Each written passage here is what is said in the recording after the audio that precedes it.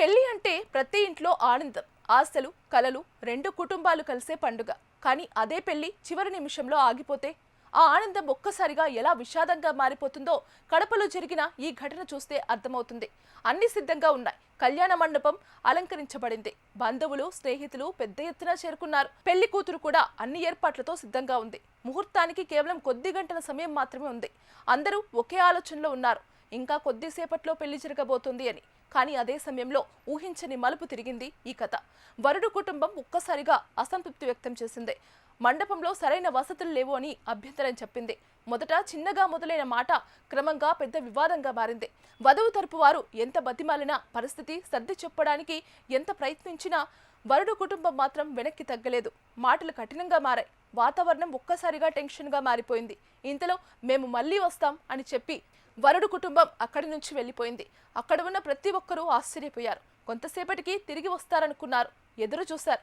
నిమిషాలు గడిచాయి, గంటలు గడిచాయి. కానీ వాళ్ళు తిరిగి రాలేదు. అంతే, ముహూర్తానికి సిద్ధంగా ఉన్న పెళ్లి ఒక్కసారిగా ఆగిపోయింది. ఒక్కసారి ఆలోచించండి, ఆ పెళ్లి కూతురు పరిస్థితి ఏంటి, ఆ కుటుంబం పరిస్థితి ఏంటి?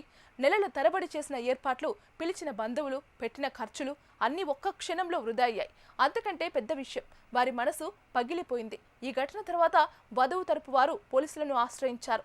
వరుడు సహా పలువురిపై కేసులు నమోదయ్యాయి. ఇక్కడ మనం ఒక విషయం గురించి ఆలోచించాలి.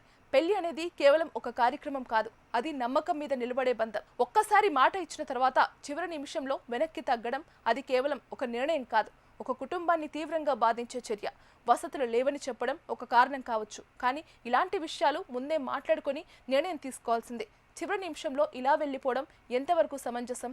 ఇప్పుడు సమాజంలో ఇలాంటి ఘటనలు పెరుగుతున్నాయి. చిన్న చిన్న కారణాలు, ఈగోలు, అపార్థాలు చివరకు పెళ్లిళ్ళు ఆగిపోతున్నాయి. కానీ ప్రతి ఘటన వెనుక ఒక కుటుంబం బాధపడుతోంది, ఒక అమ్మాయి జీవితంపై ప్రభావం పడుతోంది. అందుకే ప్రతి ఒక్కరూ గుర్తుంచుకోవాల్సిన విషయం, పెళ్లి అంటే బాధ్యత, మాట అంటే విలువ.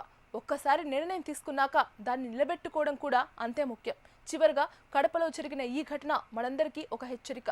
ఆనందంగా జరగాల్సిన వేడుక ఒక చిన్న కారణంతో విషాదంగా మారకూడదు. నమ్మకాన్ని కాపాడాలి, సంబంధాలను గౌరవించాలి.